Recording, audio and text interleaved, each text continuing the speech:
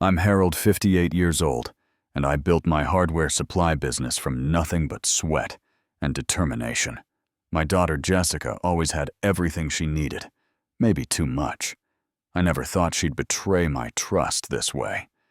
When I saw $25,000 in unauthorized charges for a luxury Bali vacation on my accounts, I couldn't believe it.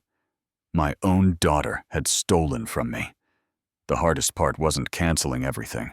It was knowing they'd land with nowhere to go. Where are you watching from today? If you've ever had to make tough decisions with family who took advantage of you, hit that subscribe button. This one's going to be a journey. My story starts long before the betrayal.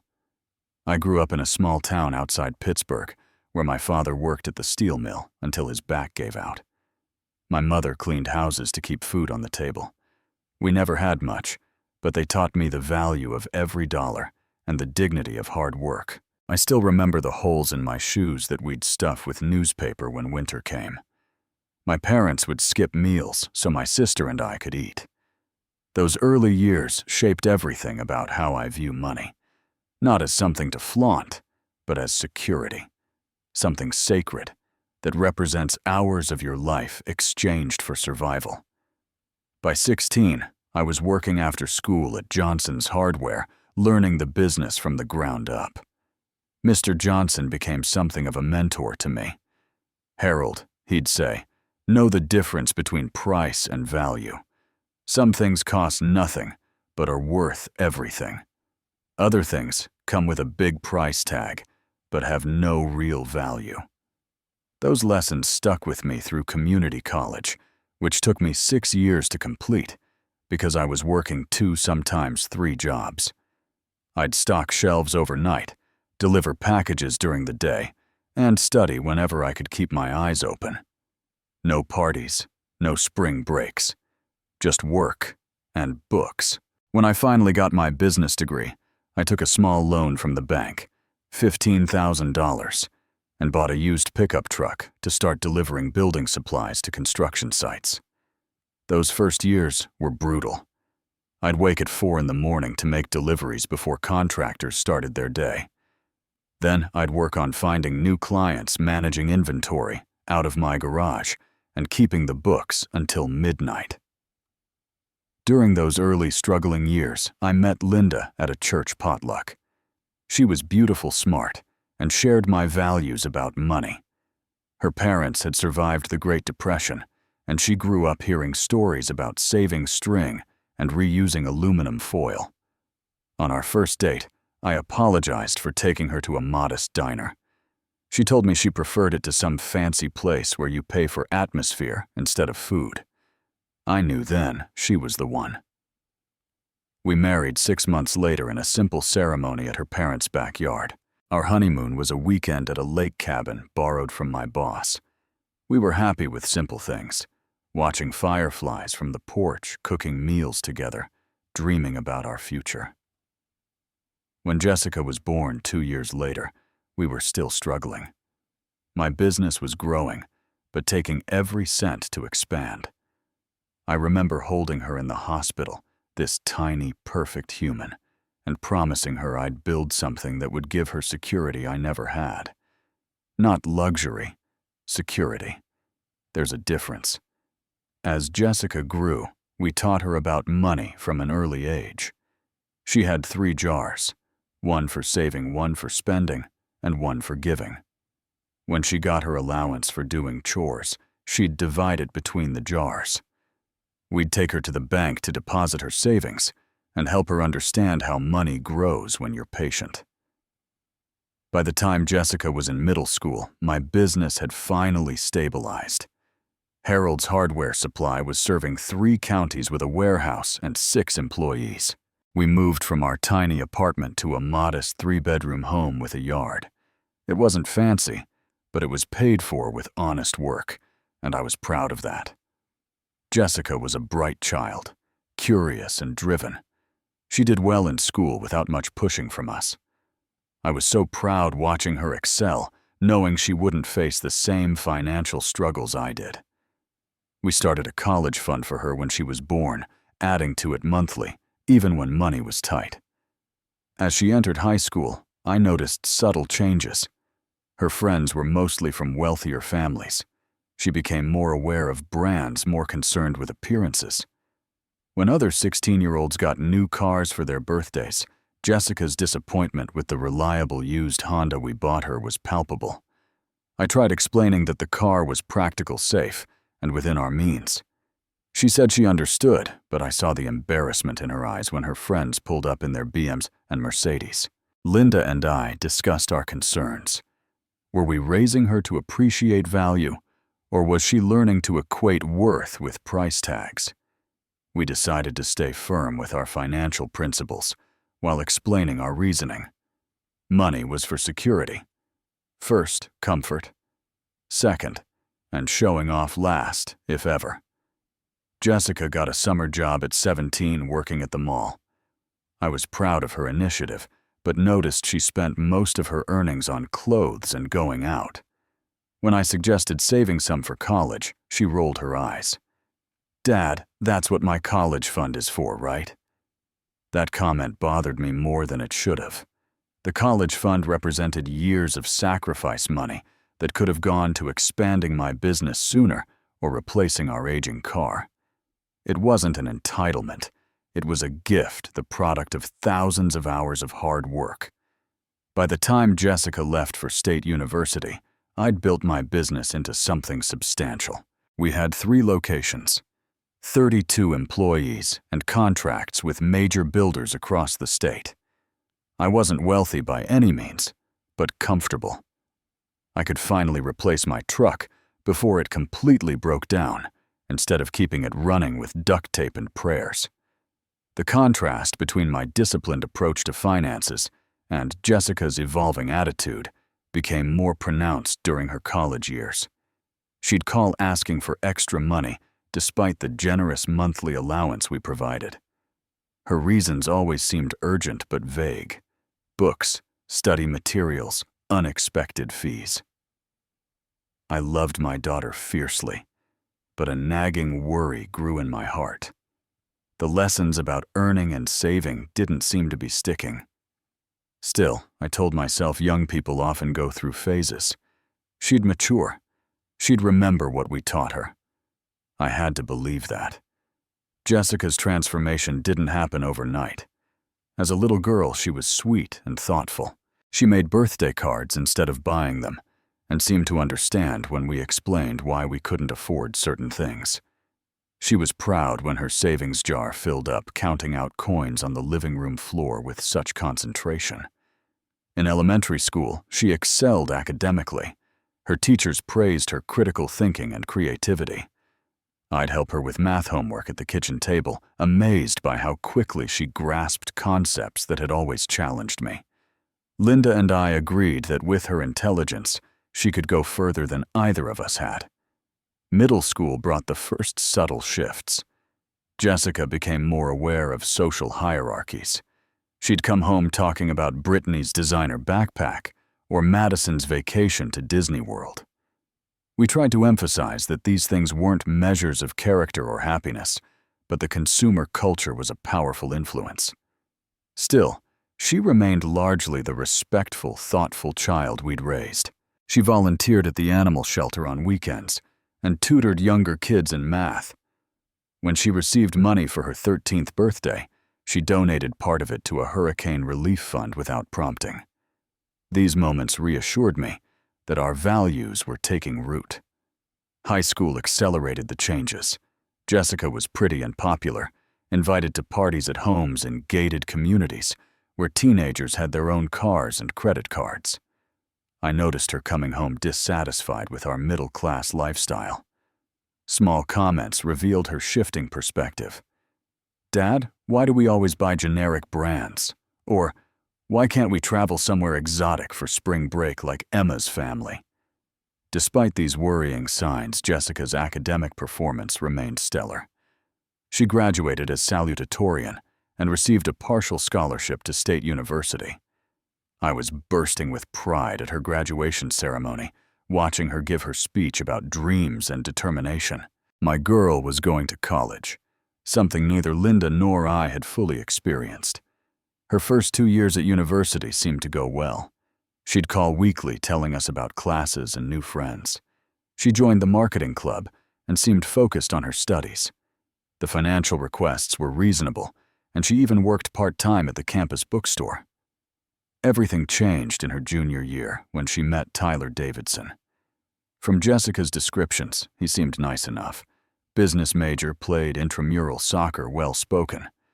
But when she brought him home for Thanksgiving, my contractor's intuition sent warning signals. Tyler had that polished look of someone who'd never gotten his hands dirty. His watch cost more than my first truck. He spoke confidently about investments and business strategies, but there was something rehearsed about it, like he was reciting terms without understanding the concepts behind them. Over turkey dinner, I asked about his summer jobs and work experience. His answers were vague: internships and family business consulting. When I pressed for details, Jessica quickly changed the subject. Later, she pulled me aside and said, "Dad, stop interrogating him. His family is very well off. He doesn't need summer jobs." That comment told me everything I needed to know about Tyler's work ethic. Linda noticed my concern and squeezed my hand under the table. We'd talk later, but we both recognized the red flags. After meeting Tyler, Jessica's financial requests increased. She needed a new laptop because her perfectly functional one was embarrassingly outdated. She wanted to move off campus to an apartment that cost twice what the dorms did. Each request came with elaborate justifications, and the implication that denying her meant we didn't support her success. I tried having frank discussions about budgeting and living within your means. Jessica would listen politely, then dismiss my concerns as outdated thinking. "Dad, everyone takes on some debt during college. It's an investment in my future." By graduation, Jessica had switched her major from business education to marketing, influenced by Tyler's assurance that it was the path to a luxury lifestyle. I wondered what had happened to her earlier plan of teaching business principles to high school students, a career path I'd admired for its purpose. The graduation ceremony was bittersweet. I was proud of her accomplishment, but worried about her direction. Tyler's parents attended, his father in an Italian suit, mother dripping with jewelry. They were polite but distant, as if our middle-class status was something contagious. Jessica secured a position at a marketing firm in the city, and Tyler joined a financial services company, where, unsurprisingly, his father knew the managing partner. 8 months later, they announced their engagement. The wedding planning became a battleground of values. Jessica and Tyler wanted an extravagant celebration at a vineyard estate with 300 guests. The cost was astronomical, more than I'd paid for our house. I offered a reasonable budget that would still provide a beautiful wedding without depleting my retirement savings. The resulting arguments were painful. "Dad, this is the most important day of my life. Don't you want me to have the best?" I tried explaining that the best wasn't measured in dollars, but in meaning and love, that marriage was about building a life together, not a single day of showing off. My words fell on deaf ears. Eventually, I compromised more than I should have, paying for a wedding that cost as much as 4 years of Jessica's college education. During the reception at the 5-star hotel, I overheard Tyler telling his friends, "Wait till you see our honeymoon suite. Harold wouldn't spring for the premium package, but my parents upgraded us." The casual dismissal of my substantial contribution stung deeply. After the wedding, Jessica and Tyler established a lifestyle that clearly exceeded their combined incomes. They leased luxury vehicles, rented an apartment in an exclusive downtown building, and frequently posted social media photos from expensive restaurants and weekend getaways. When I expressed concern, Jessica assured me they were doing fine. "Tyler's on track for a big promotion, Dad. We're investing in our personal brand. That's how business works these days." The pattern of financial emergencies began about a year into their marriage. First, it was unexpected car repairs, because Tyler had gotten the minimum insurance coverage on his luxury SUV. Then came medical bills, because they'd chosen a high-deductible insurance plan to save monthly premiums. Each time I'd offer financial assistance with advice about preventing similar situations. Each time Jessica would accept the money, but dismiss the advice as old-fashioned. "Dad, nobody saves 6 months of expenses anymore. That's what credit is for." Tyler never thanked me directly for these bailouts. Instead, he'd make comments like, "Jessica told me you helped with the car situation. That's what family's for." Right? As if my assistance was an obligation rather than generosity. Meanwhile, their social media portrayed a perfect life of brunches, shopping sprees, and weekend trips. The disconnect between their projected image and financial reality troubled me deeply. I was watching my daughter embrace values completely contrary to everything we'd taught her. Despite my concerns, I continued helping when truly necessary. She was my only child, and I couldn't bear to see her struggle, even if some of those struggles were self-created. Linda often reminded me that we couldn't protect Jessica from the consequences of her choices forever. I knew she was right, but letting go was harder than I expected. The situation that led to the ultimate betrayal began innocuously enough. Last February, I experienced chest pains while shoveling snow from the driveway. It wasn't a heart attack, thankfully, just angina exacerbated by exertion and cold. Still, it scared me, and terrified Jessica and Linda. During my brief hospital stay, Jessica appeared genuinely concerned, visiting daily and asking detailed questions about my health.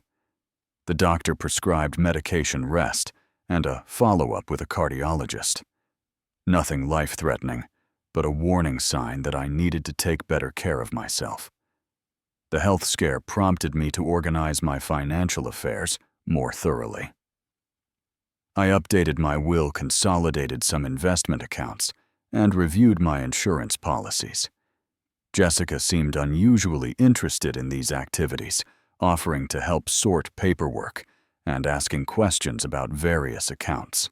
"Dad, do you have a system for keeping track of all your passwords and accounts? I could help set something up," she offered one evening.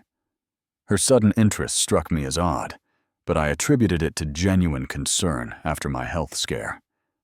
After some consideration, I decided to add Jessica as an authorized user on 2 of my credit cards and give her access to my travel rewards account, strictly for emergency purposes.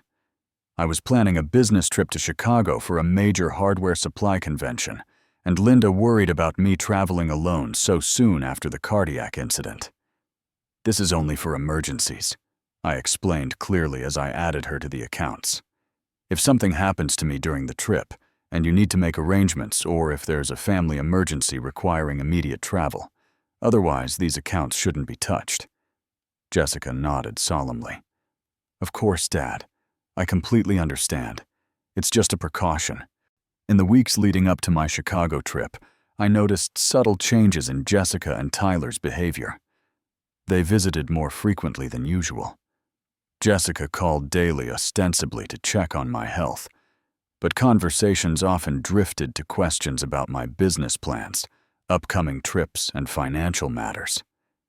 During a family dinner at our home, the Sunday before my trip, I caught Jessica and Tyler exchanging meaningful glances when they thought I wasn't looking.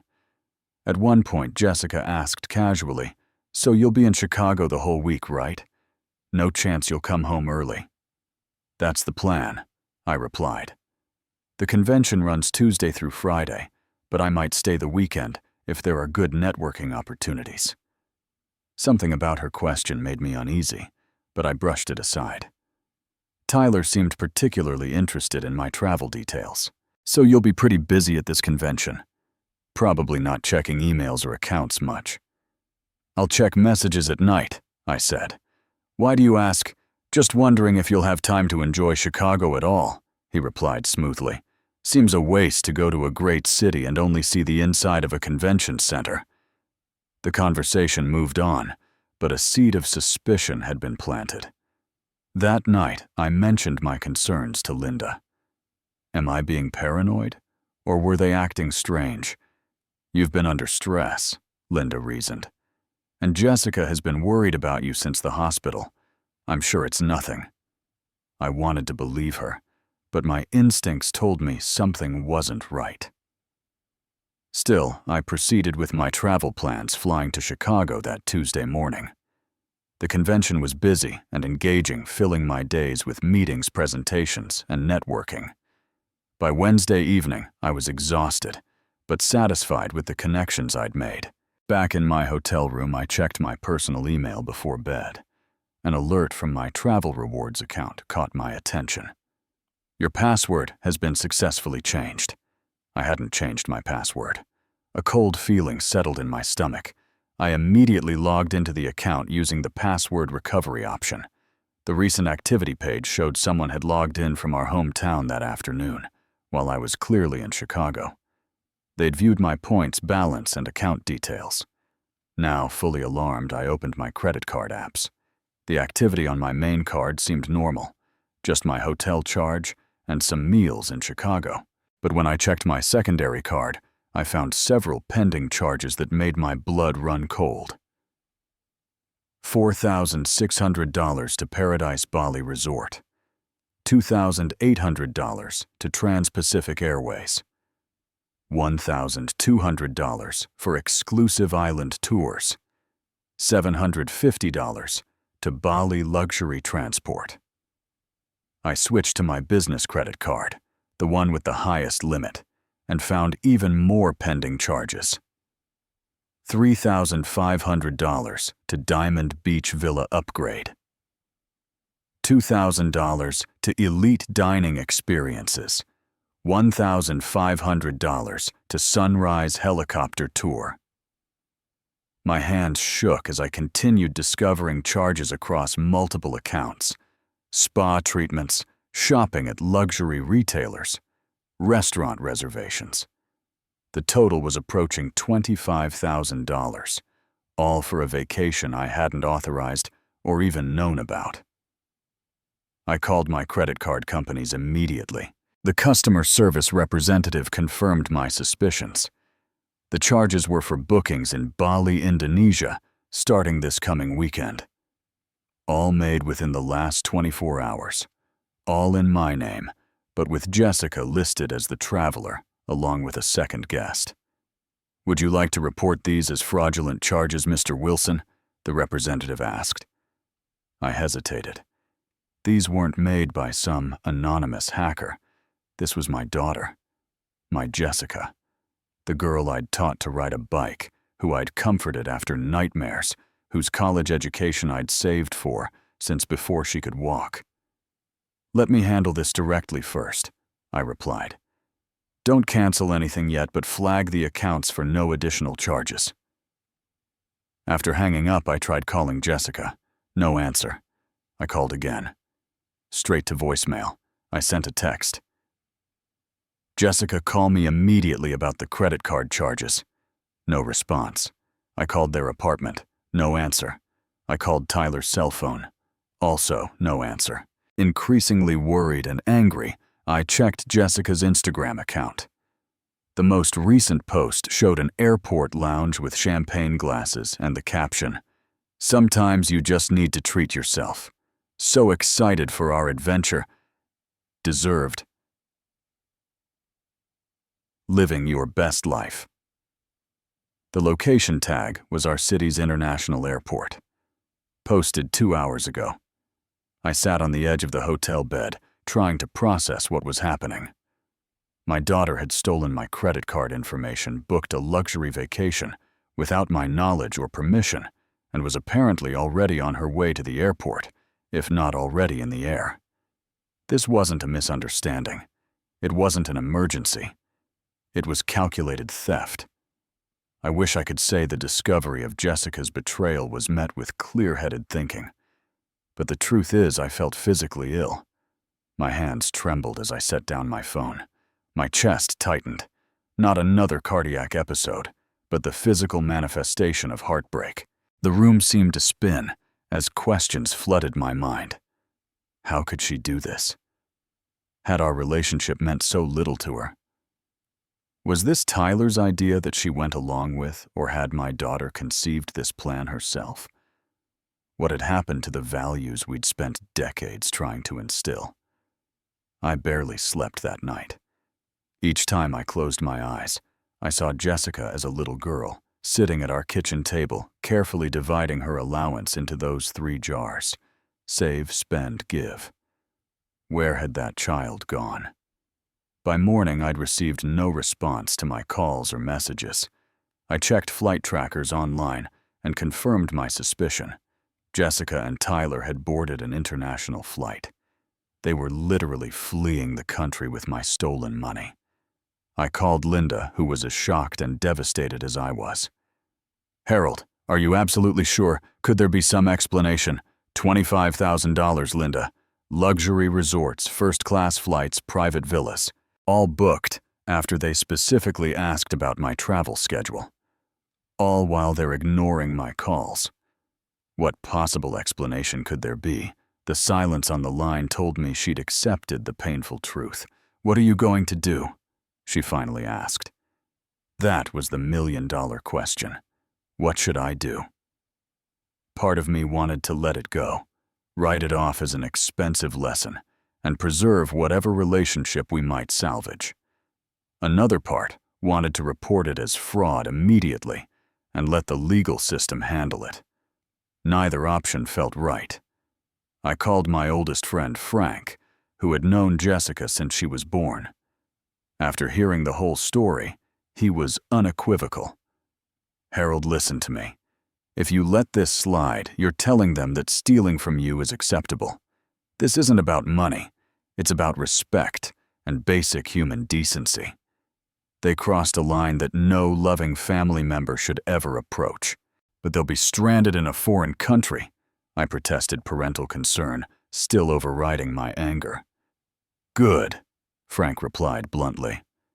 "Maybe finally facing consequences will teach them what your generosity couldn't. They're adults, not children. They made this choice knowing exactly what they were doing." Frank's words struck home. This wasn't a youthful indiscretion or a momentary lapse in judgment. This was premeditated. They had waited until I was distracted by my business trip. They had systematically charged different amounts to different cards to avoid triggering fraud alerts.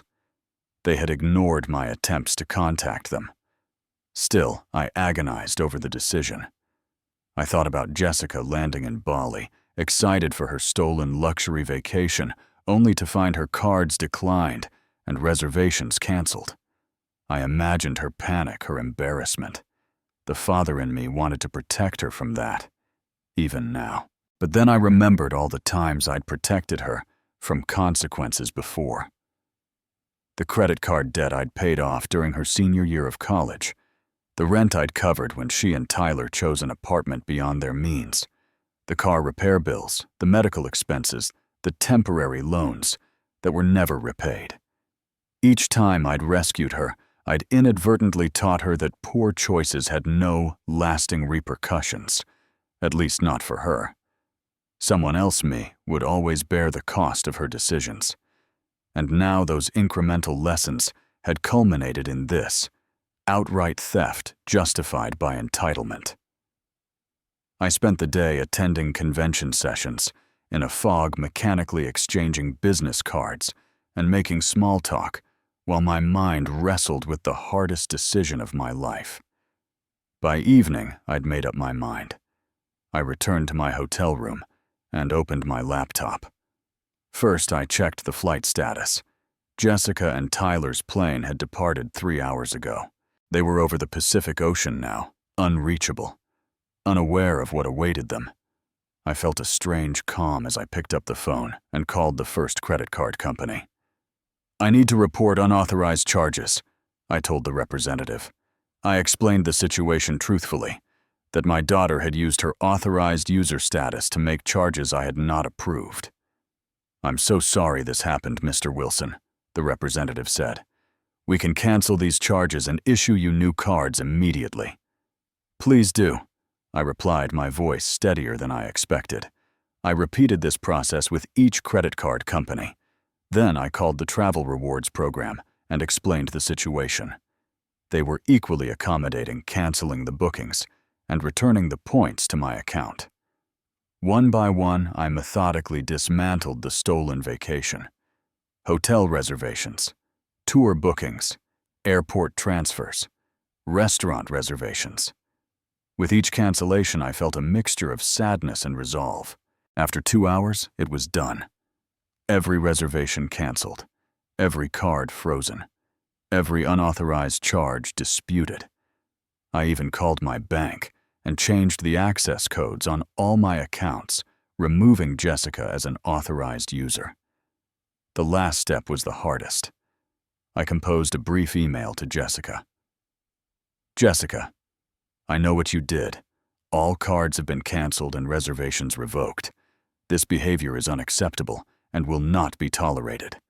When you're ready to take responsibility for your actions, we can talk about where we go from here.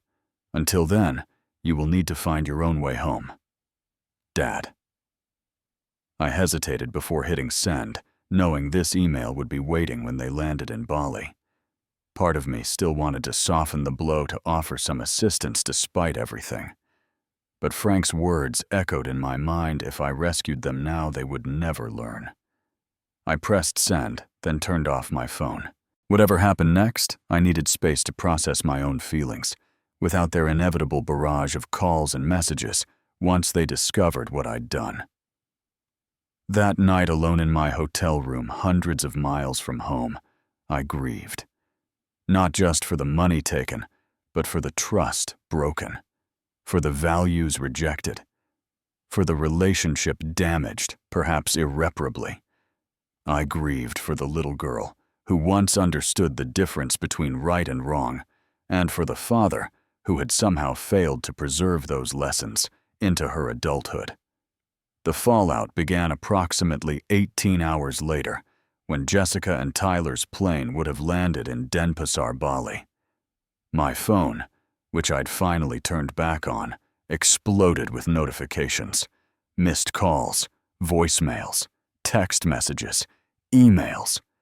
The first voicemail from Jessica was pure outrage. "Dad, what the hell did you do? We just landed, and nothing is working. The resort has no record of our reservation. The cards are declined. Are you trying to ruin our lives? Call me back." The second message, left 30 minutes later, shifted to manipulation. "Dad, please, you don't understand what you've done. We're stranded in a foreign country. We don't have hotel reservations. We barely have enough cash for a day or two. This isn't safe. Please fix this."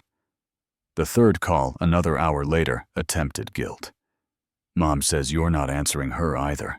How could you do this to your only daughter? After everything you always said about family coming first. I can't believe you'd leave us in danger like this. What kind of father are you?" Each message twisted the knife, but also confirmed I'd made the right decision. Not once did she acknowledge what she'd done. Not once did she apologize for stealing $25,000. In her mind, I was the villain of this story. I texted a brief response. "You are adults who chose to commit fraud. I have reported the unauthorized charges. You have your own credit cards and jobs. Figure it out." Then came the flying monkeys. Tyler's mother called, her voice dripping with upper-class condescension. "Harold, I'm absolutely appalled at your behavior. Jessica and Tyler are stranded in a foreign country because of your vindictiveness. Whatever disagreement you're having with them could surely have been resolved without putting them in danger." I took a deep breath before responding. "Mrs. Davidson, are you aware that Jessica and Tyler stole $25,000 from me to fund this trip? That they deliberately waited until I was away on business to use my accounts without permission?" Silence. Then, "Well, I'm sure there's been some misunderstanding. Jessica said you had promised to treat them to this vacation, as an early anniversary gift. The revelation that they'd been lying to others about the situation too shouldn't have surprised me, but it did. That is completely false. I never promised any such thing. This was theft, plain and simple, and I've reported it as such to my credit card companies. Well, she huffed, I can see where Jessica gets her flair for dramatics. Tyler's father will be hearing about this. She hung up before I could respond. Next came Jessica's godmother, my cousin Rachel, then my brother, then Linda's sister. Each had received a carefully crafted version of events that painted Jessica and Tyler as victims of my sudden, inexplicable cruelty. Each time I calmly explained what had actually happened. Some believed me immediately. Others were skeptical until I offered to forward the credit card statements showing the unauthorized charges. A few, like Tyler's parents, chose to believe whatever version absolved their precious son of responsibility. Meanwhile, Jessica and Tyler were documenting their travel nightmare on social media, carefully omitting the part where they had committed credit card fraud. Posts showed them in a budget hostel instead of the luxury resort, with captions like, "When family betrays you and leaves you stranded halfway around the world.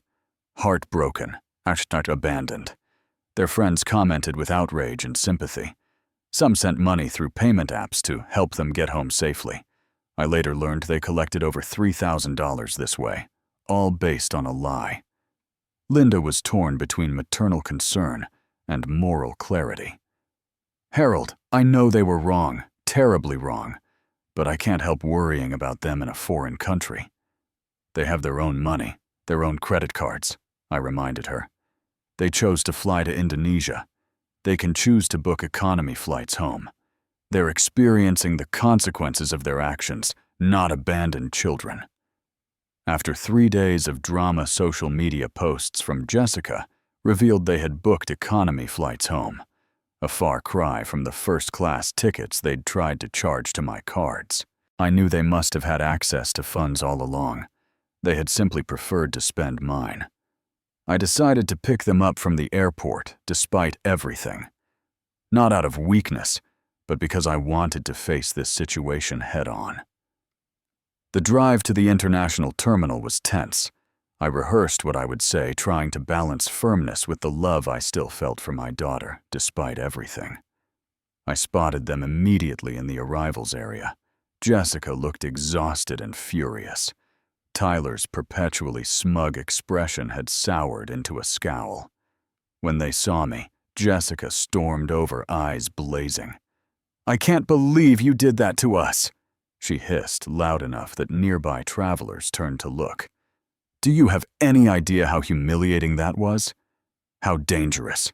I kept my voice level. "Get in the car, Jessica. We're not doing this in public. Don't tell me what to do. You ruined our vacation. You left us stranded." "No," I replied firmly. "You attempted to steal $25,000 from me. You committed fraud.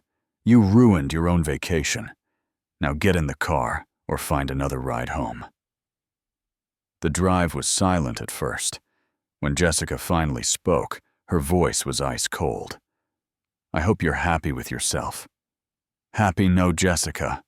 I'm heartbroken that my daughter would steal from me.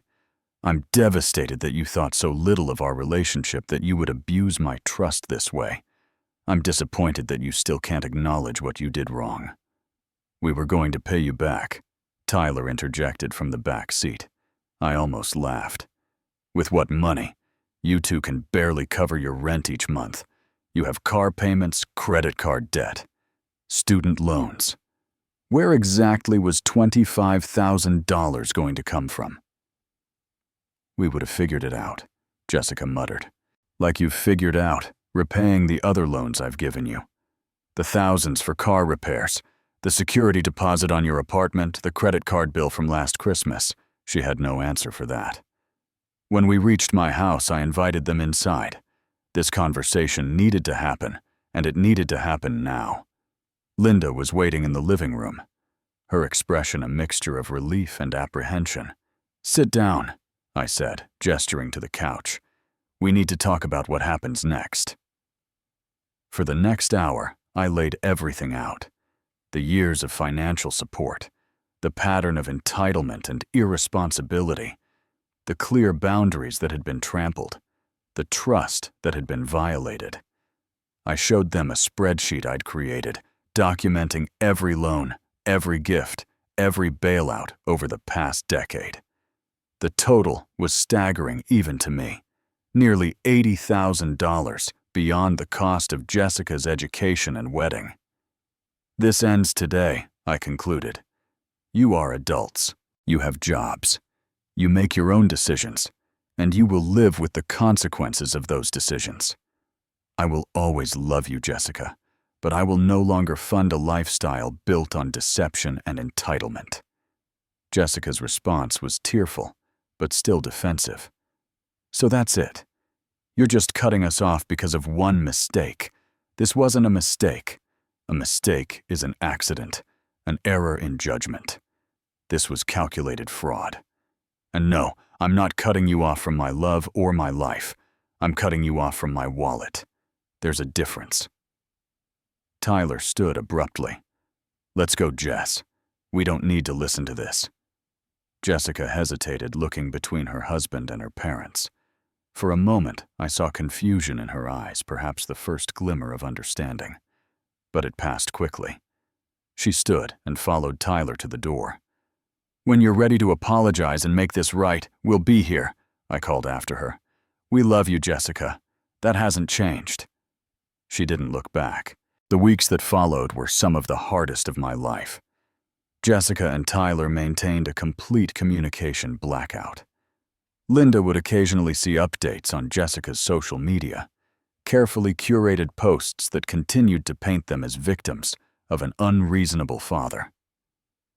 Friends and family members chose sides.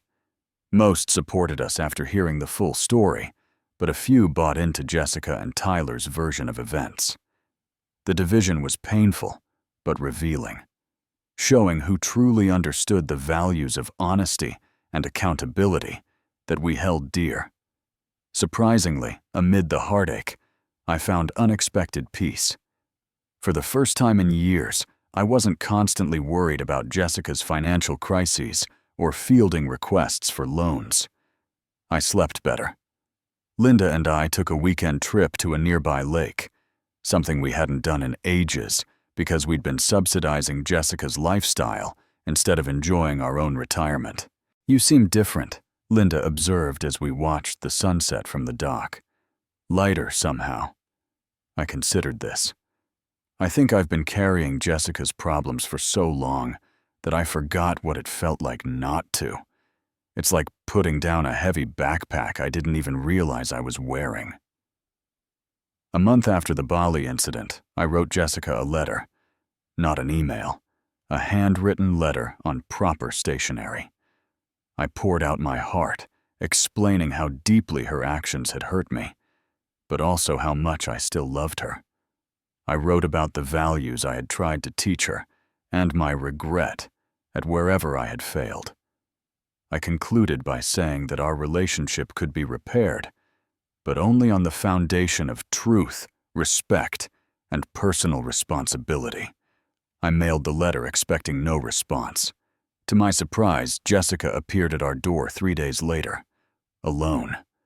Her eyes were red from crying, and she looked smaller, somehow more vulnerable than I'd seen her in years. Without a word, I stepped aside to let her in.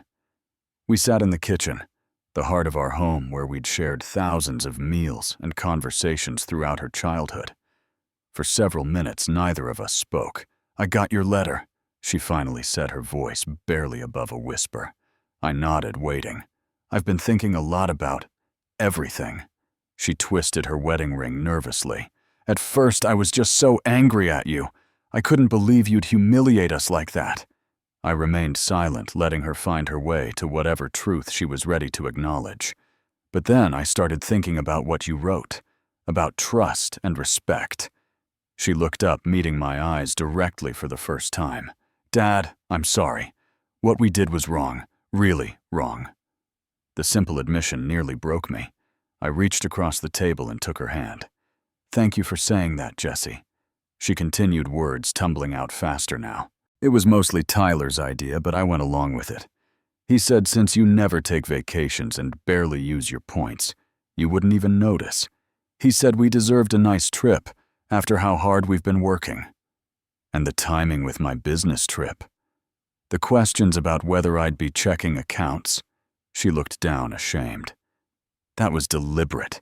We thought you wouldn't check your accounts much while traveling. $25,000, Jessica. That's theft, not borrowing. I know, she whispered. I don't even recognize myself anymore, Dad. The person who did that, that's not who I want to be. We talked for hours. Really talked with honesty neither of us had managed in years. Jessica admitted that Tyler had been pushing her to extract more financial support from us for their lifestyle. She confessed feeling trapped between her husband's expectations and her own values. Tyler was furious when you canceled everything, she told me, more angry about the ruined vacation than concerned about us being in a difficult situation. When we got back, he blamed me for not handling you better, like I'm supposed to manipulate my own father. And how do you feel about that? I asked carefully. Tears filled her eyes. Disgusted. With him. With myself for going along with it. With everything our life has become. This constant pressure to appear successful while we're drowning in debt. This was the breakthrough I'd been hoping for. My daughter finally seeing through the materialistic fog that had clouded her judgment for so long. We developed a plan together. Jessica would attend financial counseling to address her spending habits and twisted relationship with money. She would repay the money they had managed to spend before I canceled the reservations, approximately $3,000, in monthly installments that she could actually afford. Most importantly, she would reconsider her relationship with Tyler, who had shown his true character through this ordeal. He's not who I thought he was, Dad, she admitted. Or maybe I just didn't want to see it. Over the following months, Jessica followed through on her commitments. She attended every counseling session. She made her monthly payments without fail, even when it meant sacrificing luxuries she'd once considered necessities. She moved into her own apartment while she and Tyler entered marriage counseling. The counseling revealed what I had long suspected. Tyler had systematically isolated Jessica from her family values, positioning himself as the sophisticated guide to a better life, while painting me as a controlling, old-fashioned obstacle. The theft had been the culmination of years of subtle manipulation. 6 months after the Bali incident, Jessica filed for divorce. It was a difficult decision, but the right one. Tyler fought it bitterly, especially when he realized Jessica wouldn't be receiving any more financial support from us that he could tap into. I watched my daughter rebuild her life piece by piece. She found a better job with a smaller marketing firm that aligned more with her original values. She moved to a modest apartment she could actually afford. She started cooking at home instead of eating at expensive restaurants. Most remarkably, she rediscovered her initial career interest in education, enrolling in night classes to earn a teaching certificate. I want to teach high school business classes, she told me. Help kids understand money and ethics before they make the mistakes I did. The proudest moment came a year after the incident. Jessica had saved enough for a modest vacation, a long weekend at a nearby beach, nothing extravagant. She showed me her budgeting spreadsheet, explaining how she'd set aside a little each month to pay for it entirely in cash. I want you to know that I understand now, Dad, she said. Money isn't just currency. It's security. It's freedom. It's the physical representation of work and time. I never really got that before. I smiled, recognizing the echoes of lessons I'd tried to teach her since childhood. Better late than never, kiddo. Today, our relationship is stronger than it's been in years, built on honest communication and mutual respect rather than financial dependency. Jessica is thriving in her new teaching career, living within her means, and actually saving for the future. The painful decision to cancel those credit cards and reservations turned out to be the most important parenting moment of my life. By allowing Jessica to face the consequences of her actions, I gave her the opportunity to find her way back to the values that truly matter. If you're facing a similar situation with a loved one who has betrayed your trust, I won't pretend the path forward is easy. Setting boundaries with family is one of the hardest things we'll ever do. But sometimes, true love means allowing people to experience the natural consequences of their choices. It's not punishment. It's the only way real growth happens. Have you ever had to make a difficult decision to help someone you love find their way back to their values? Share your experience in the comments. And if this story resonated with you, please subscribe to hear more reflections on family values and the courage to do the right thing even when it breaks your heart. Thank you for listening. And remember, sometimes the hardest choices lead to the most important healing.